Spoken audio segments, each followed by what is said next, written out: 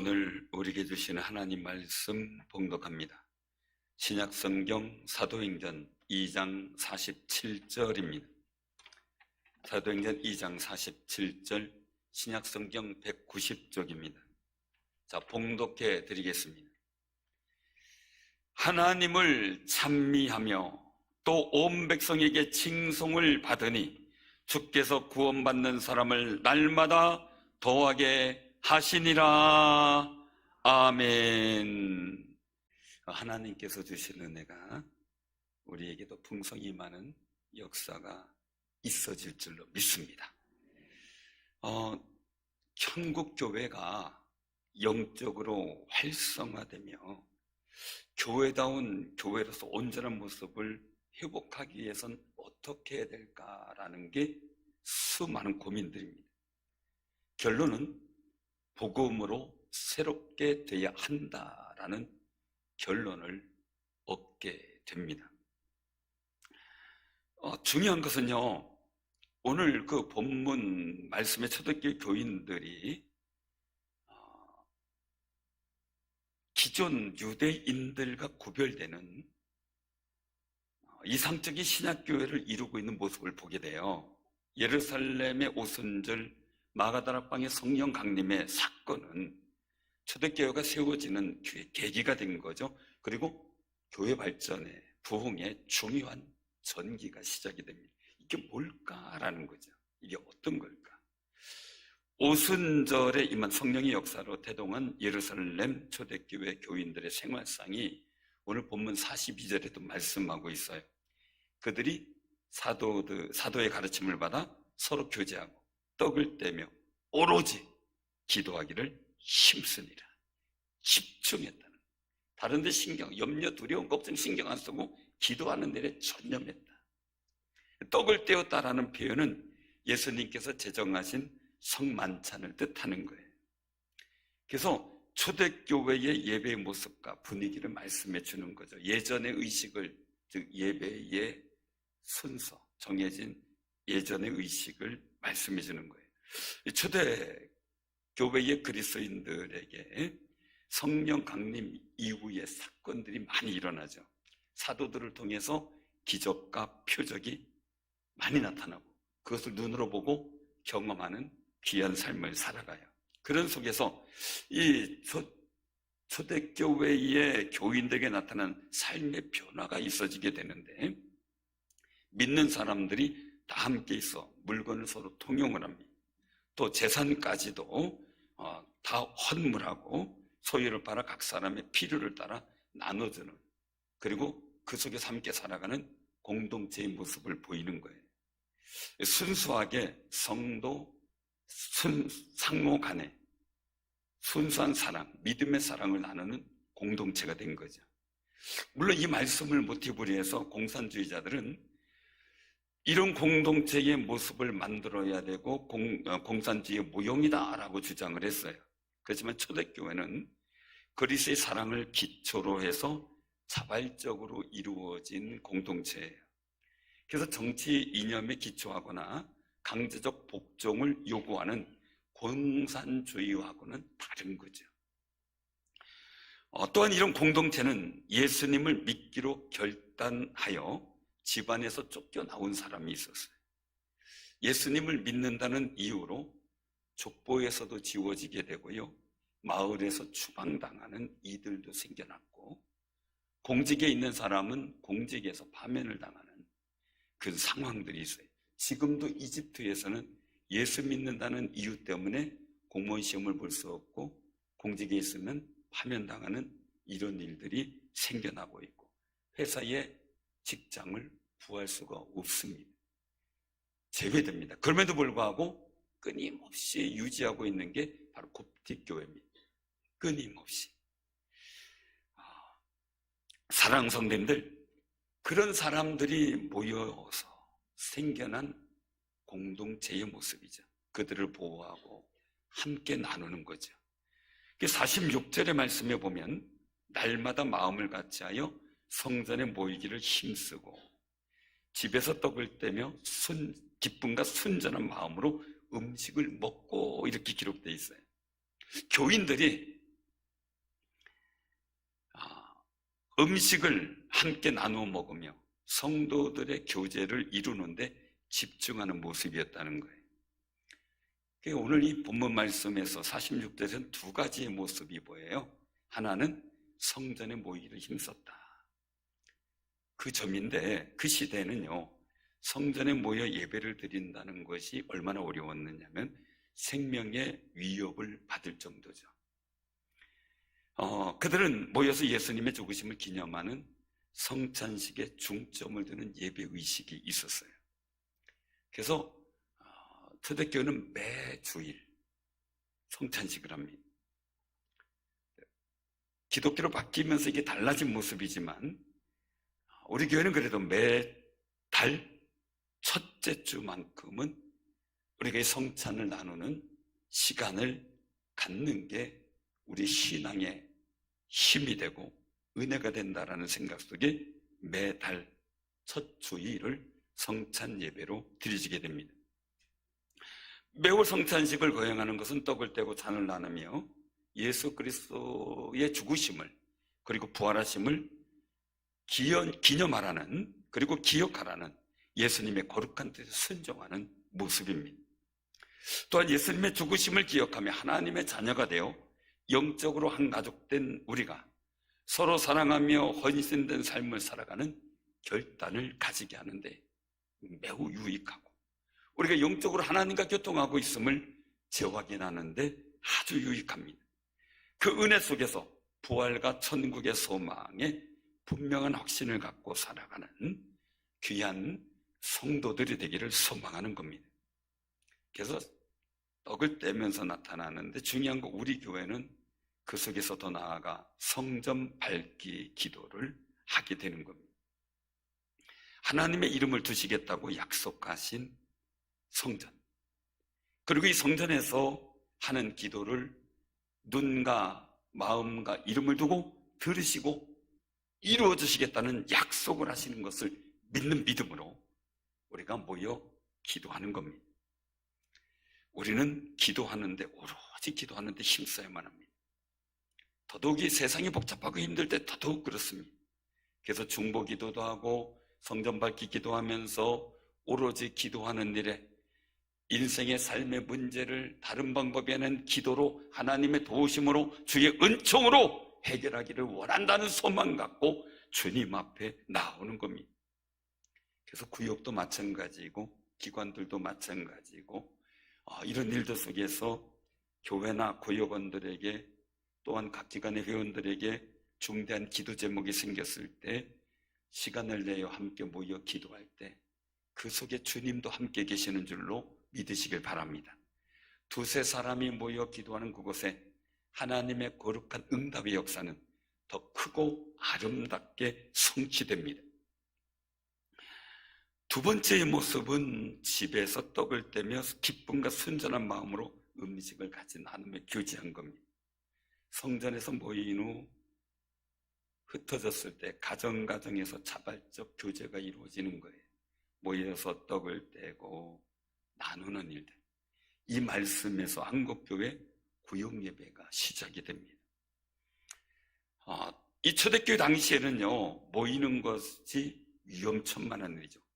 잡혀갈 수 있는 위협이죠. 그 상태에서 속으로 모여서 성도들끼리 교제를 나누는데 그 속에서 놀라운 기도의 응답의 역사가 이루어지게 된 겁니다. 요즘 같은 코로나 팬데믹 시기에도 이런 지혜가 필요하고 이런 열정이 필요하고 모여 기도하며 우리가 어떤 위험 속에서 있지만 정말 방역이나 이런 모든 것을 최선을 다하면서 지병이 있고 건강이 어려운 분들은 어쩔 수가 없이 조심하지만 할 수 있는 분들은 함께 모여 기도하며 정말 건강을 지켜주고 하나님의 거룩한 은혜가 임하기를 소원하는 아름다운 역사가 있기를 바랍니다.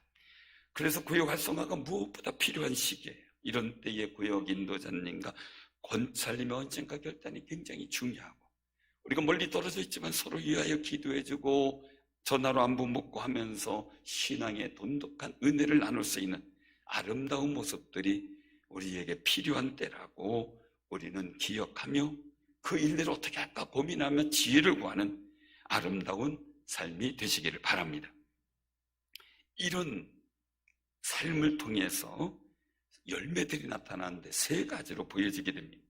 첫째는 초대교인들이 함께 모여 하나님을 찬미하는 감격적 일들이 생겨납니다. 환경은 열악해요. 평안하지가 않아요. 그런데 원망 나올 수 있죠. 예수 믿기 힘들다고 푸념이 나올 수 있죠. 그런데도 불구하고 하나님을 찬미하는 영적 거룩함, 영적 은혜가 마음속에서 충만히 일어나는 거예요. 찬미의 뜻은요, 아름답고 훌륭한 것이나 위대한 것을 기리어 칭송하는 거예요. 정말 찬양을 통해서, 고백을 통해서 하나님의 거룩한 은혜들을 이야기를 하고 찬양하는 거죠. 하나님께서 예수 그리스도께서 예수님을 세상에 보내신 것, 예수 그리스도께서 내 죄 때문에 고난 받으시고 십자가에 죽으신 것, 그리고 죽은 지 3일 만에 부활하셔서 제자되게 보이시고 하늘에 승천하신 것, 성령 강림을 통해서 하나님의 전능하신 능력이 나타난 것 등을 기리면서 그들은 늘 고백하며 그 은혜를 나누며 찬미를 했던 겁니다. 우리가 내 죄 때문에 죽으신 예수님에 대해서 얘기를 하다 보면은 간혹가다 오해하는 분이 있어요. 목사님 죄 때문에 돌아가셨구나 이렇게 생각을 해요. 세례문답할 때 그런 일이 있었어요. 할머니가 이제 시어머니를 전도해가지고 며느리가 모시고 나왔는데 문답 때 물은 거예요. 예수님이 누구의 죄 때문에 돌아가셨습니까? 그러니까 하는 얘기가 며느리 죄 때문입니다. 왜 그런가 보더니 며느리가 계속 내 죄 때문에 예수님 돌아가셨다 그러니까 며느리 죄 때문에 돌아가셨구나 생각을 한 거죠. 우리의 죄 때문에 나의 죄를 사해 주시려고 돌아가신 그 은혜가 우리에게 있어서는 충대한 찬미의 제목인 줄로 확신하시기를 바랍니다. 우리는 우리의 삶이나 교회를 통해서 하나님께서 응답하시고 역사하시는 은혜를 찬미해야 돼요. 지금까지 여러분들의 삶을 돌이켜봐도 그렇고요, 우리 교회 역사하시고 부어주신 은혜를 생각하면 가슴이 뛰어야 되죠. 코로나 시기에 하나님께서 우리에게 보여주신 은혜들에 대해서 우리는 감사할 수 있어야 되고 찬미할 수 있어야 돼요. 제 지금 공동회의를 통해 복을 받았겠지만 너무너무나 감사한 일들이 교회에 일어났고 채워지게 되었습니다. 사랑하는 성도님들, 지금 한국교회는 위기라고 말합니다. 왜냐하면 여러 가지 일들이죠. 가장 중요한 것은 세례 주는 게 없어졌습니다. 그게 아픔입니다. 우리에게는 늘 매년 세례를 줄 수 있는 기회를 주시고 그런 새 가족들이, 처음 믿는 가족들이 생긴다는 게 얼마나 감사한지 모릅니다. 정말 그 은혜를 생각한다면 너무나 감사한 거죠. 우리가 하나님의 좋은 일이 있으면요 같이 찬미하는 겁니다. 부정적인 얘기는 딱 막아야 됩니다. 막 입이 근질근질거리면 안 됩니다. 사랑하는 성도님들, 왜요? 그게 교만한 겁니다. 잘못되면 하나님의 은혜를 무시합니다. 하나님이 역사하셨는데 그거를 부정적으로 얘기를 하면 나는 하나님을 무시하는 겁니다. 사랑하는 성도님들, 하나님을 찬미하는 거룩한 마음이 마음속에서 넘쳐나시기를 바랍니다. 초대교회 교인들 아까 말씀드린 것처럼 예수를 믿는다라는 그 순간 사회생활, 가정생활, 마을의 공동체 생활, 공직생활 다 어려움을 당합니다. 뿐만 아니라 제자들이 순교하게 되면서 생명의 위협을 느끼는 부정적인 요소가 너무 많았습니다. 그럼에도 불구하고 하나님께서 이루신 거룩한 은혜를 생각하며 하나님을 찬미했습니다. 사랑하는 성도님들, 항상 양면이 있습니다. 그러나 감사할 것 감사하며, 찬양할 것 찬양하며, 영광 돌릴 것 영광 돌리는 그 일에 집중하며 거룩한 역사를 마음에 품는 귀한 승리자들 되시기를 바랍니다.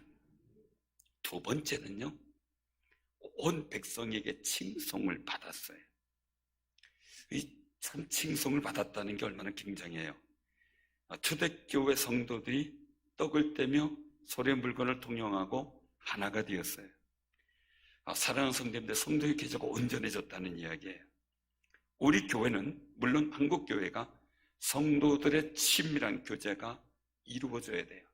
그런데 이런 일을 잘 해야 되는데 이 코로나 때문에 서로 못 보게 되는 상황들이 벌어지고 있죠. 함께 식사도 못하게 되었고 하는 이런 일들 말이죠.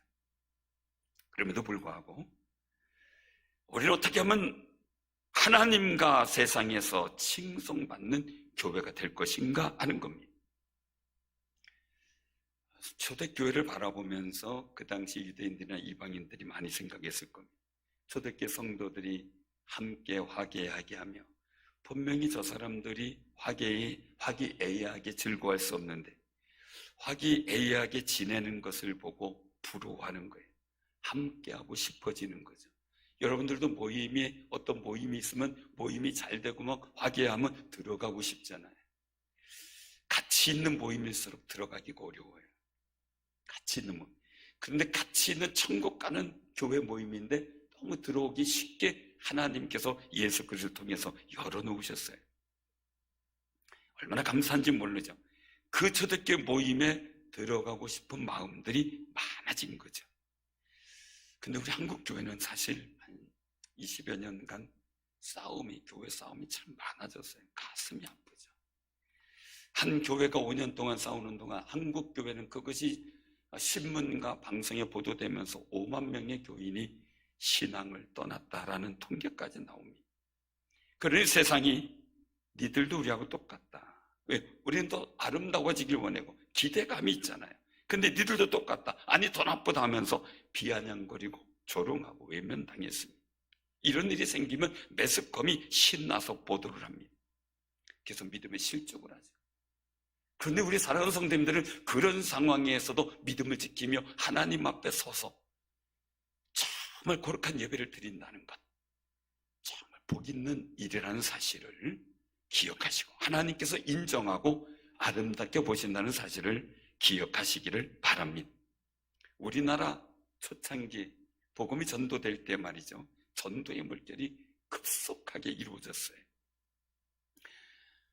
도시락 싸들고 평양에서부터 부산, 목포까지 거지 전도를 나서는 분들이 너무너무 많았습니다.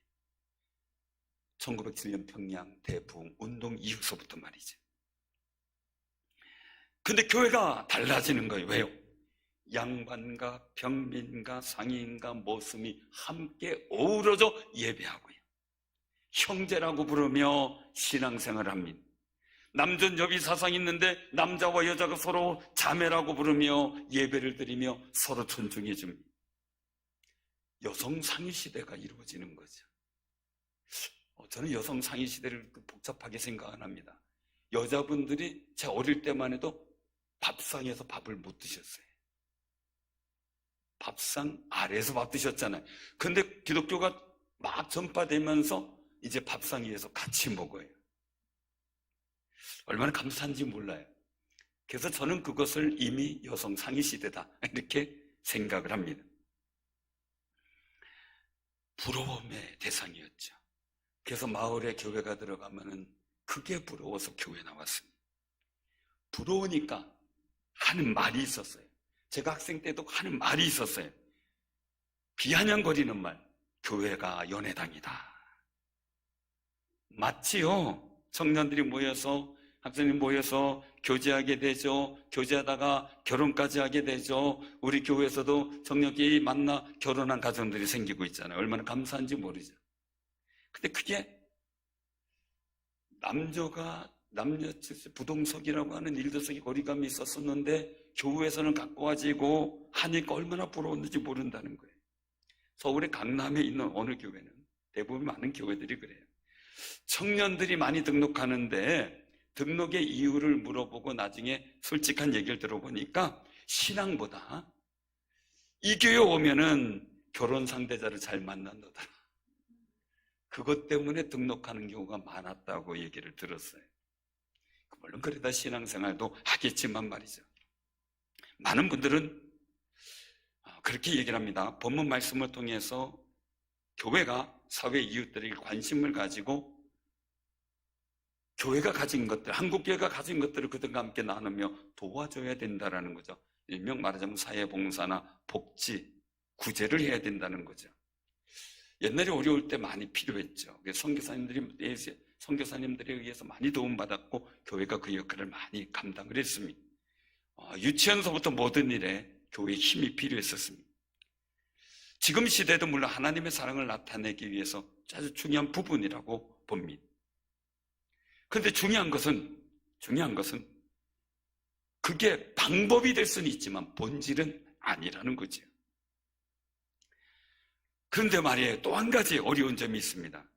지금의 시대 상황을 보면요, 세상이 교회가 가진 것보다 더 많고요, 더 많이 나누어지고 있어요. 그래서 교회의 역할과 활동이 미미해질 때가 너무나 많이 있습니다. 이제 이 방법 가지고선 한계가 있다는 사실을 우리 많이 느끼고 있는 그런 모습들이죠. 사랑하는 성도님들, 근데 우리가 또 한 가지 생각을 해봐야 돼요. 많이 나누어준다고 칭송이 많아질까요? 여러분들 많이 도와준다고 칭송이 많아지나요? 많이 도와줬는데 욕만 잔뜩 얻어먹을 때가 너무 많지요?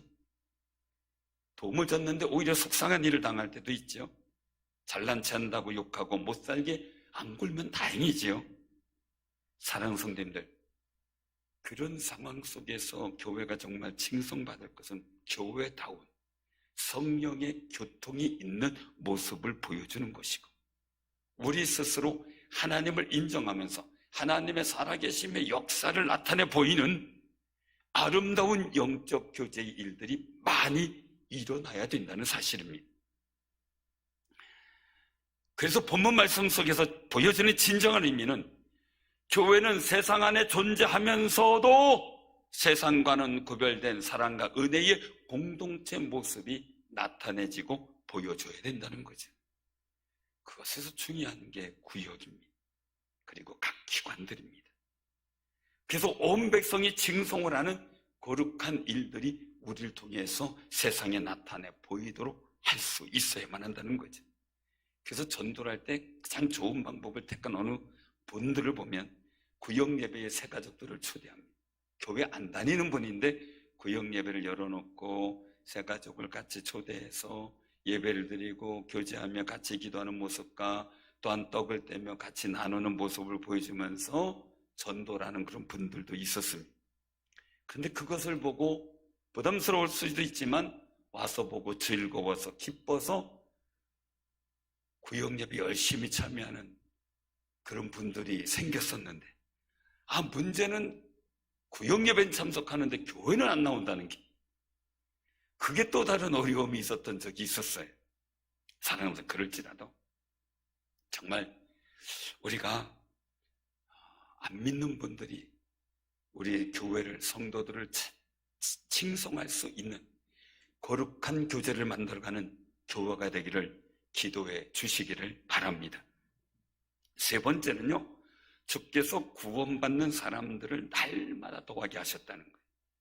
부흥과 은총의 역사는 하나님이 이루어주시는 거예요. 하나님을 기뻐하게 만드는 교회와 성도들에게 주실 거라고 봅니다. 그 믿음이죠. 우리 교회가 그런 교회가 되어야 되고 우리 성도님들이 그런 성도님들이 되어야 됩니다. 세상이 원하는 관점이나 인본주의 관점으로는 하나님을 기쁘시게 할 수 없습니다. 우리가 영으로는 하나님을 기쁘시게 하지만 육의 생각으로는 하나님과 원수가 된다고 말씀하셨습니다. 사람이 제일 되는 목적이 분명해야 됩니다. 하나님을 영원토록 즐거워하는 겁니다. 하나님께 영광 돌리는 거죠. 이사야 43장 7절에 말씀합니다. 내 이름으로 불려지는 모든 자 곧 내가 내 영광을 위하여 창조한 자를 오게 하라. 그를 내가 지었고 그를 내가 만들었느니라. 우리를 창조하시고 부르셨어요. 그리고 하나님의 자녀 삼은 목적이 하나님의 영광을 위한 것이라는 거예요. 그러니 우리가 하나님을 영원토록 즐거워하는 사람이 되어 하나님 앞에 나오기를 소망하며 예배에 집중할 때 하나님께서는 우리를 기뻐하시고 우리는 하나님을 기쁘게 하는 거룩한 지혜를 얻게 되는 겁니다. 사랑하는 성도님들, 예수님께서 말씀하셨어요. 요한복음 8장 29절에 나를 보내신 이가 나와 함께 하시도다. 나는 항상 그가 기뻐하시는 일을 행함으로 나를 혼자 두지 아니하셨느니라. 한번 우리 한 대목씩만 같이 따라합니다. 나를 보내신 이가 나와 함께 하시도다. 나와 함께 하시도다. 나는 항상 그가 기뻐하시는 일을 행함으로, 그가 기뻐하시는 일을 행함으로 나를 혼자 두지 아니하셨느니라. 이 주님의 고백이 여러분들의 고백이 되시길 바랍니다. 우리 교회의 고백이 되시기를 바랍니다. 초대교회의 영적 모습은 자기들의 안위만 생각하는 자기중심적, 자기 우선주의의 졸장부들이 모였었습니다. 그래서 기도할 때도 문을 꽉 걸어 잠그고 숨어서 할 정도였습니다. 매우 연약했습니다. 예수님을 앞세워 가면서 뒤에서 네가 크다 내가 크다 서로 싸우는 그런 모습이었고, 예수님이 고난의 현장에서는 보잘것없는 여성이 와서 너 그 당이지 그러면 부인하고 도망가 버렸습니다. 그런데 성령 강림 이후에 그들의 생각이 바뀌었습니다.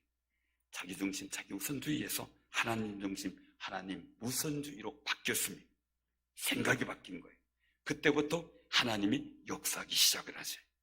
베드로와 요한은 은과 금은 내게 없거니와 내게 있는 것을 내게 주노니 곧 나서리 예수의 이름으로 일어나 걸으라 복음을 주었고, 그 복음에 실린 그들의 선포는 역사가 되어 안진뱅이를 일으켰습니다.